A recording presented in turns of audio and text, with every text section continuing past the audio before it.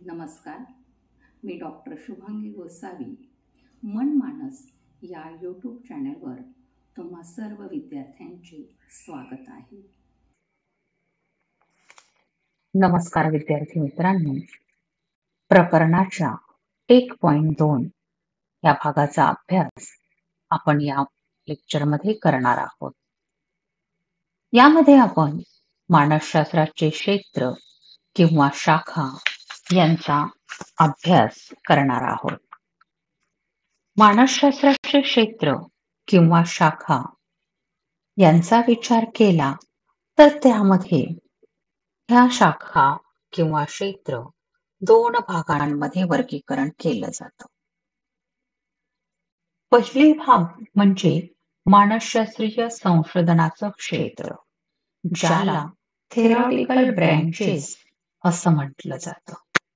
आणि ह्या मानसशास्त्रीय संशोधनाचा उपयोग ज्या शाखांमध्ये केला जातो त्याला ऍप्लाइड ब्रँचेस असं म्हणतात.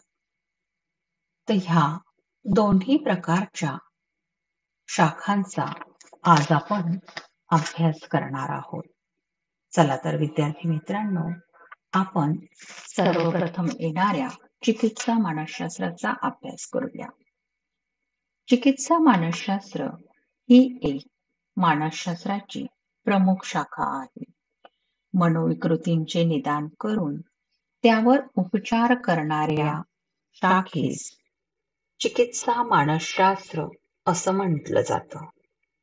मनोविकृतीच्या संदर्भात मानसशास्त्रज्ञ व मनोविकार तज्ञ यांचे कार्य किंवा सेवा अत्यंत महत्वाच्या आहेत.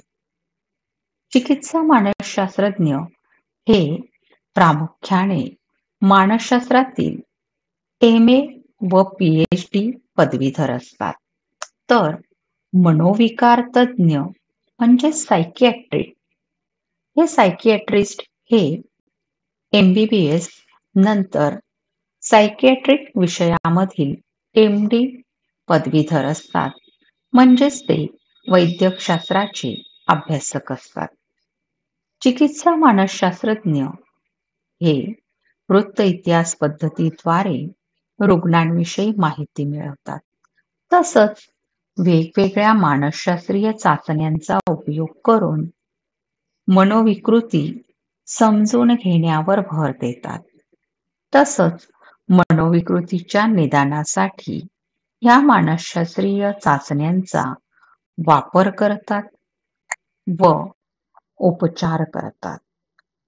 चिकित्सा मानसशास्त्रज्ञ हे मानसिक समस्या दूर करून व्यक्तीला पूर्ववत किंवा मानसिकदृष्ट्या सक्षम करण्याचं कार्य करतात.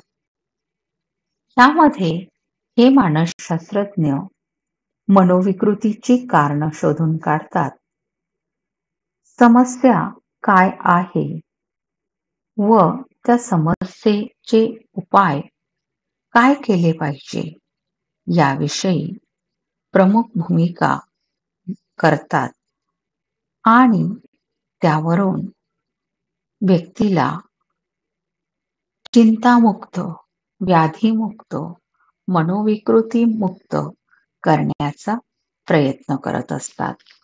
चला तर विद्यार्थी मित्रांनो, आता आपण पुढच्या शाखेचा विचार करणार आहोत. पुढची शाखा आहे ती म्हणजे वैकासिक मानसशास्त्र. गर्भधारणेपासून ते वृद्धावस्थेच्या अंतिम क्षणापर्यंतचा कालावधी हा वैकासिक मानसशास्त्राचा अभ्यास विषय आहे.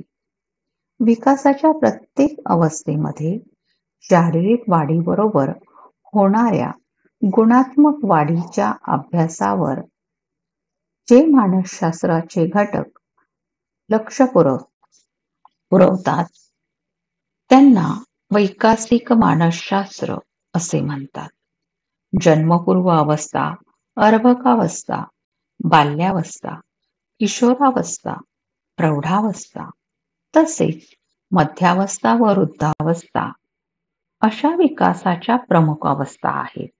या विकासांच्या प्रत्येक अवस्थेमध्ये घडून येणाऱ्या वैकासिक बदलांचा अभ्यास हा या शाखेमध्ये केला जातो. या शाखेमध्ये प्रामुख्याने मुलांच्या गरजा व क्षमतांनुसार शैक्षणिक कार्यक्रम राबवले जातात. तसंच पालकत्व कसे असायला हवे, विद्यार्थ्यांच्या विकासासाठी पालकत्व किती महत्वाचे आहे याविषयी ही शाखा अभ्यास करत असते.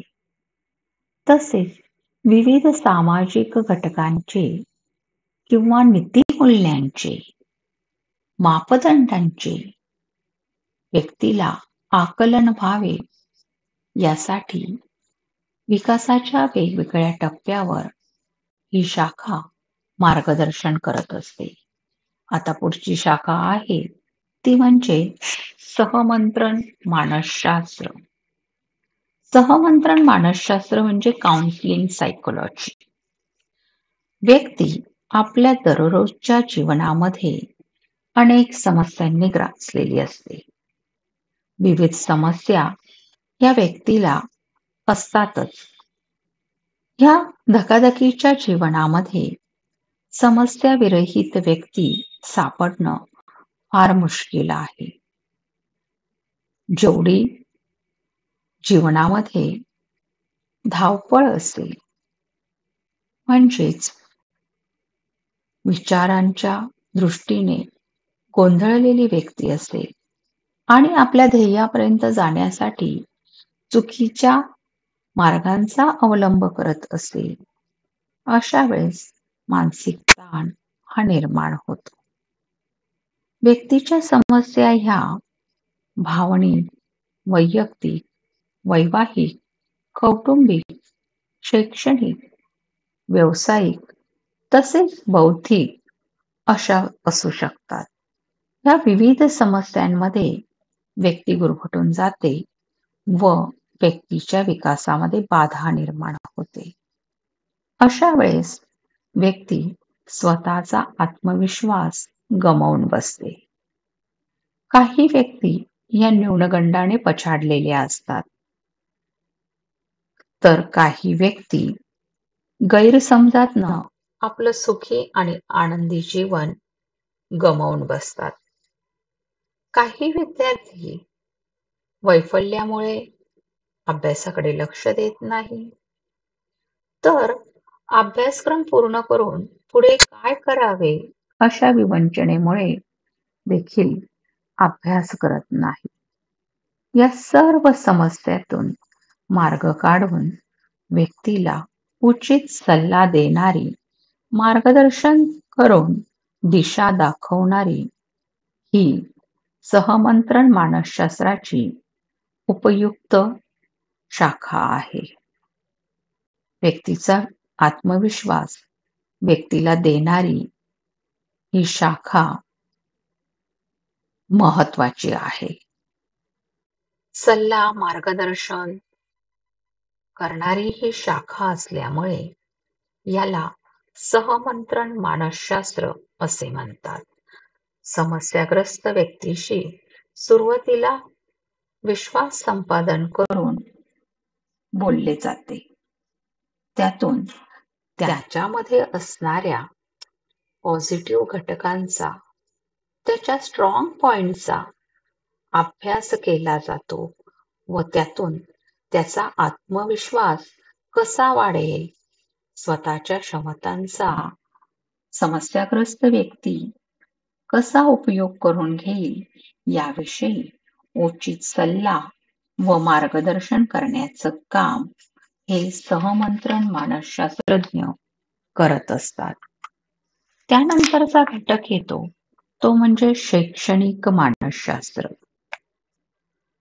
अध्ययनाच्या संदर्भात विद्यार्थ्यांवर पडणारे चिकित्सात्मक, कुतूहलात्मक व जिज्ञासू वृत्तीचे पाऊल पाहून शैक्षणिक मानसशास्त्रज्ञ प्रत्येक स्तरावरील विद्यार्थ्यांच्या वर्तनात सुधारणा घडवून आणण्याचा प्रयत्न करतात. तसेच विद्यार्थी, शिक्षक आणि पालक यांना योग्य मार्गदर्शन करून विद्यार्थ्यांच्या संपादनात वाढ कशी होईल यासाठी शैक्षणिक मानसशास्त्रज्ञ सतत प्रयत्नशील असतात. विशेषतः शिक्षणामुळे व्यक्तीचा सर्वांगीण विकास व्हावा, म्हणजेच बौद्धिक, सामाजिक, भावनिक, मानसिक, आर्थिक विकास व्हावा हे शिक्षणाचं उद्दिष्ट पूर्ण करण्यासाठी विद्यार्थ्यांमध्ये प्रेरणा निर्माण करण्याचं काम शैक्षणिक मानसशास्त्रज्ञ करत असतात. ह्या प्रेरणा निर्माण करत असताना आणि त्या शिकण्याची प्रेरणा वाढवत असताना मानसशास्त्रज्ञ काही शिक्षण पद्धतींचा अवलंब करतात. काही असे उपक्रम राबवतात की ज्यामुळे विद्यार्थ्याला अभ्यासाची, परीक्षेची भीती वाटणार नाही. मोकळ्या वातावरणात त्याच्या अभ्यास कौशल्यांचा विकास घडवून आणण्याचं काम हे शैक्षणिक मानसशास्त्रज्ञ करत असतात. पुढील शाखा आहे ती म्हणजे न्याय मानसशास्त्र. न्याय मानसशास्त्र हे मानसशास्त्राचे एक आधुनिक व महत्वाचे क्षेत्र आहे, ज्यात न्यायप्रणाली व मानवी वर्तनाच्या परस्पर संबंधांचा अभ्यास केला जातो. हे क्षेत्र गुन्हेगारी वर्तन, साक्षी स्मरणशक्ती, ज्युरी निर्णय आणि गुप्तचर संशोधनाचा अभ्यास करते. न्याय मानसशास्त्रज्ञ हे प्रामुख्याने मानवी वर्तन व न्यायप्रणालीमध्ये महत्वाची दुवा साधण्याचे काम करतात. तसेच कायद्याची अंमलबजावणी करणे, वकील, न्यायाधीश यांना योग्य पद्धतीने निर्णय घेण्यासाठी भाग पाडते. मानसशास्त्राच्या मते कोणतीही व्यक्ती ही जन्मतः गुन्हेगार नसते, तर काही सामाजिक, कौटुंबिक आणि इतर घटकांमुळे व्यक्ती गुन्हेगारी प्रवृत्तीकडे वळत असते. मग जर व्यक्तीला त्याच्या गुन्ह्याची कारणं शोधून योग्य प्रकारे समुपदेशन केलं तर अशी व्यक्ती पुन्हा समाजामध्ये येऊन चांगले वर्तन करू शकते. पूर्वीच्या कायद्यांमध्ये जास्तीत जास्त मानसिक शिक्षेऐवजी शारीरिक शिक्षेवर भर होता. शारीरिक शिक्षा म्हणजे काय? आपण जर गड किल्ले पाहिले तर आपल्या लक्षात येईल की तिथे एक बुरुज असायचा, कडेलोट करण्याचा बुरुज. जर एखाद्या व्यक्तीने काही गुन्हा केला तर त्याला शारीरिक शिक्षा दिली जायची. त्याचे हातपाय तोडले जायचे, त्याला चाबकाचे फटके मारले जायचे. जर गुन्हा मोठ्या प्रकारचा असेल तर त्याचा त्या बुरुजावरून कडेलोट केला जायचा, म्हणजे मृत्यूदंडाची शिक्षा मिळायची. पण जेव्हापासून मानसशास्त्राचा शिरकाव ह्या न्याय प्रणालीमध्ये झाला तेव्हापासून मानवी वर्तन सुधारण्यासाठी गुन्हा घडूच नये किंवा घडला तर त्या गुन्हेगाराला पुन्हा योग्य व्यक्ती बनवून, सक्षम व्यक्ती बनवून समाजात आणण्याचं कार्य हे न्याय मानसशास्त्रज्ञ करत असतात. पुढचं आहे खेळ मानसशास्त्र, ज्याला क्रीडा मानसशास्त्र असंही म्हणतात. दिवसेंदिवस क्रीडा मानसशास्त्राचे महत्त्व वाढत आहे. या शाखेद्वारे व्यायामपटू, क्रीडापटू यांना योग्य पद्धतीने मार्गदर्शन केलं जातं. त्यांच्यात प्रेरणा निर्माण केली जाते. मनोधैर्य वाढवण्यासाठी प्रयत्न केले जातात आणि खेळाविषयी असलेले सामाजिक घटक, शारीरिक समस्या व स्वकीय विकासाचे प्रशिक्षण हे देण्याचं काम क्रीडा मानसशास्त्रज्ञ करत असतात. खेळामधून सांघिक भावना निर्माण होते, नेतृत्व निर्माण होतं, तसेच परस्पर देवाणघेवाणीची वृद्धी होत असते. एकलकोंडेपणा जाऊन खिलाडू वृत्ती ही खेळामुळे निर्माण होते. व्यायाम करणारे, खेळात भाग घेणारे व न घेणारे यांच्या व्यक्तिमत्वामध्ये फरक असतो. खेळ खेळण्याने आक्रमक वृत्ती कमी होऊन सांघिक व सहकार्याची वृत्ती वाढत असते. खेळाडूंमध्ये कार्यदृष्ट्या आंतरवैयक्तिक आकर्षण, सामूहिक कार्य आकर्षण, समूह सन्मान हा निर्माण करणं हे क्रीडा मानसशास्त्रज्ञांचं काम असतं. समूहातील खेळाडू व वैयक्तिक खेळातील खेळाडू यांच्यात संघभावनेविषयी भेद असतो. समूह खेळात सहभागी झालेल्या स्त्री व पुरुषांमध्ये सूचक भिन्नता असते, असं क्रीडा मानसशास्त्रज्ञांचं मत आहे.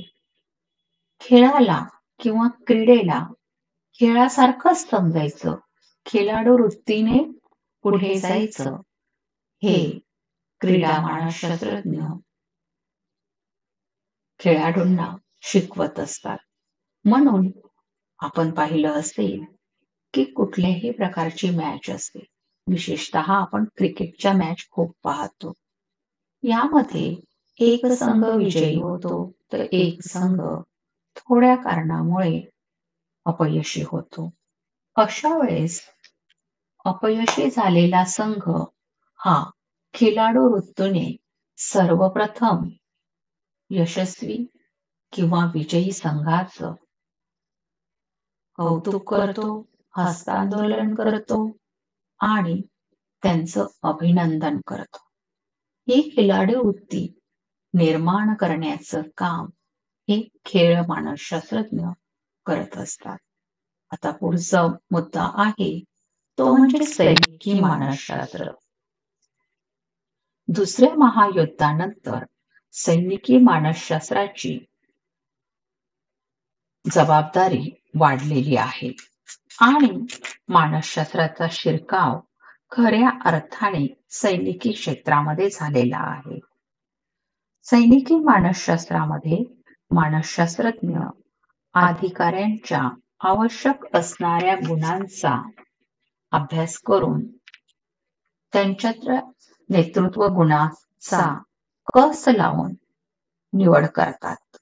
जबाबदारी, कणखर वृत्ती, सहकार्य, भावनिकदृष्ट्या परिपक्व किंवा स्थिर व बुद्धिमान असणाऱ्या व्यक्तींची विविध मानसशास्त्रीय चाचण्यांद्वारे निवड केली जाते व ही निवड करण्यामध्ये मानसशास्त्रज्ञांचा मोलाचा वाटा असतो.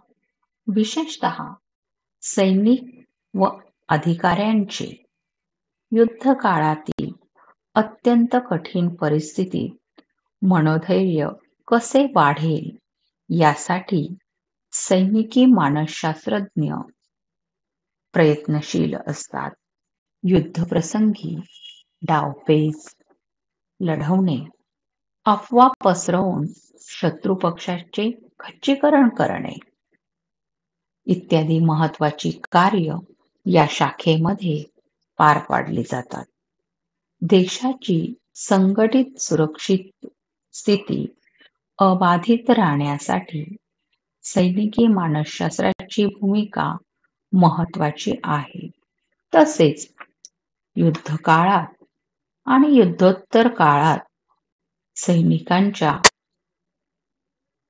पुनर्प्रतिष्ठेसाठी मानसशास्त्राचा उपयोग केला जातो. व्यावसायिक समायोजन, बंडखोर वृत्ती, वैवाहिक व कौटुंबिक समायोजन, निद्रानाश, अस्वस्थता याचा अभ्यास हा सैनिकी मानसशास्त्राद्वारे केला जातो. धन्यवाद. मनमानस या यूट्यूब चॅनलद्वारे आपण मानसशास्त्राच्या विविध विषयांचा अभ्यास करणार आहोत. या चॅनलवर मानसशास्त्राच्या विविध घटकांशी संबंधित तुमच्या अभ्यासक्रमावर आधारित व्हिडिओज अपलोड केले जाणार आहेत. त्याचबरोबर या व्हिडिओच्या डिस्क्रिप्शन बॉक्समध्ये तुम्हाला गुगल क्लासरूमची लिंक दिसेल. या लिंकवर क्लिक करून तुम्ही गुगल क्लासरूमला जॉईन व्हायचं आहे. गुगल क्लासरूममध्ये या टॉपिकशी संबंधित सखोल नोट्स तुम्हाला मिळणार आहेत.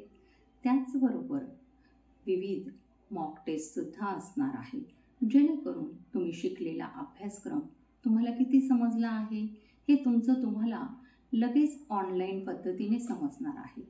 मार्क्सही तुम्ही टेस्ट सबमिट केल्याबरोबर तुम्हाला दिसणार आहेत.